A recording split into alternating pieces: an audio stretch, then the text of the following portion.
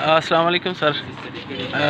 بھائی کیا نام ہے آپ کا؟ کامران بھائی. کون سے سروسز سے ہیں آپ؟ میرے پاس ایک دو کمپنیاں موویکس ہے جی، فورن ہے. تو آپ مجھے بتائیے گا کہ یہ جو آن لائن پارسل وغیرہ لے کے آتے ہیں، ٹھیک ہے، اس میں اکثر و بیشتر اس طرح سے بھی ہوتا ہے کہ لوگوں کے ساتھ فراڈ ہوتا ہے. لائک کوئی چیز وہ جو منگوا رہے ہوتے ہیں، سم ٹائم وہ ڈبے میں وہ چیز ہوتی ہی نہیں ہے، اور سم ٹائم اس طرح سے ہوتا ہے کہ ہوتی ہے تو وہ خراب ہوتی ہے.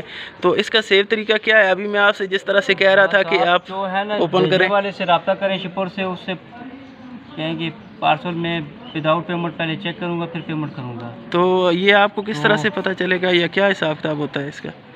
یہ اوپر رسید پہ وہ مینشن کر دیتے ہیں کہ پارسل آپ چیک کروا سکتے ہیں یا نہیں. یہ جہاں پہ ریمارکس لکھا ہوا ہے یہاں پہ آگے الاؤ لکھا ہوگا، صحیح اس کے ہے؟ علاوہ آپ جو بھی چیز منگوائیں اس برانڈ کا دیکھیں، اس کے بارے میں لوگوں کی رائے کیا ہے، اس کے نیچے کمنٹ پہ دیکھا کریں، اس کے بعد آرڈر کیا کریں کہ یہ چیز اچھی ہے یا بری ہے.